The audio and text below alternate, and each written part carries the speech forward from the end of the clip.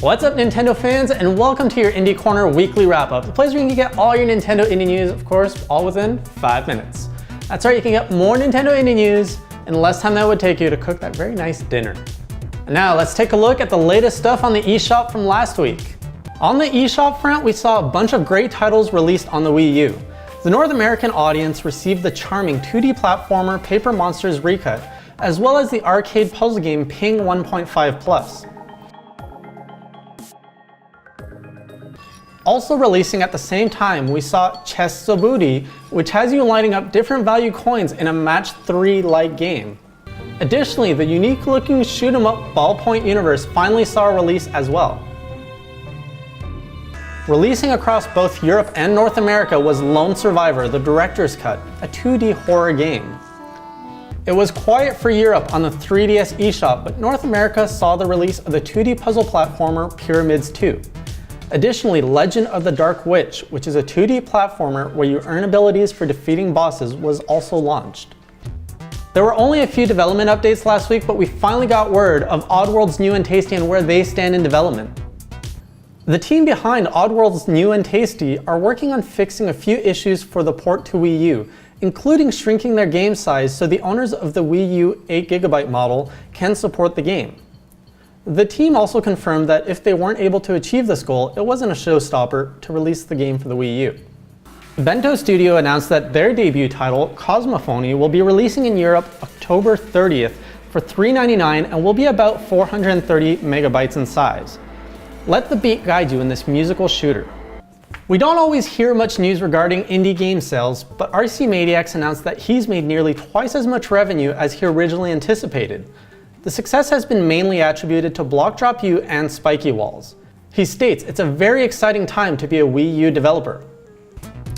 And finally, Nexus Game released a new trailer to their game Ucraft, stating they don't want your money, simply your hearts. Could this suggest that the game will come out for free? Jokes aside, the trailer shows off character sprites in action, sheep hunting, and an example of mod integration. And now for new projects, there's a lot of fun-looking games coming out on the horizon. First up is Guns, Gore, and Cannoli by Crazy Monkey Studios, where you play as an old-school Italian mobster in a 2D style game and shoot down some zombies. The game will offer various guns to fight with, interactive environments, as well as some awesome voice acting. Next is Neko Games' latest project, Tetrabot & Co. In this puzzle game, you'll play as a robot who can swallow blocks of matter and spit them out to repair objects, fill gaps, turn on machinery, etc. The point of each level is to solve the puzzle and make your way to the exit. And now lots of new Kickstarters to look out for. Check these out.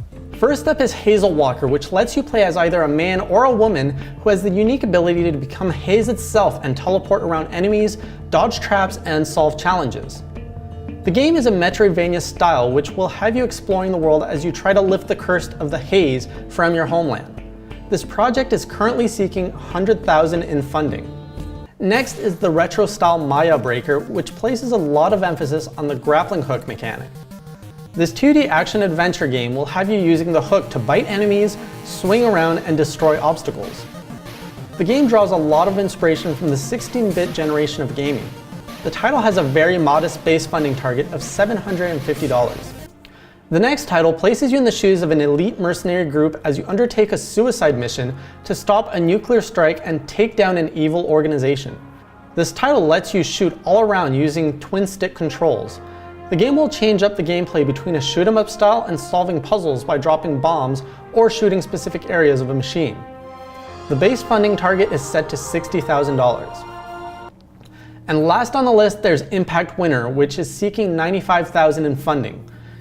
This game is a post-apocalyptic survival RPG that deals with the themes of leadership, teamwork, isolation, and survival. The game has a lot of deep mechanics for upgrading your home, increasing your skills, and ensuring you and your teammates survive.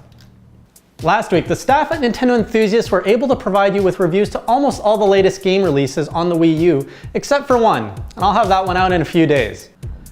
First, Jonathan reviewed Lone Survivor, giving it an 8 out of 10, knocking it for repetitiveness and having a nonsensical story, but praising its combat, visuals, and music.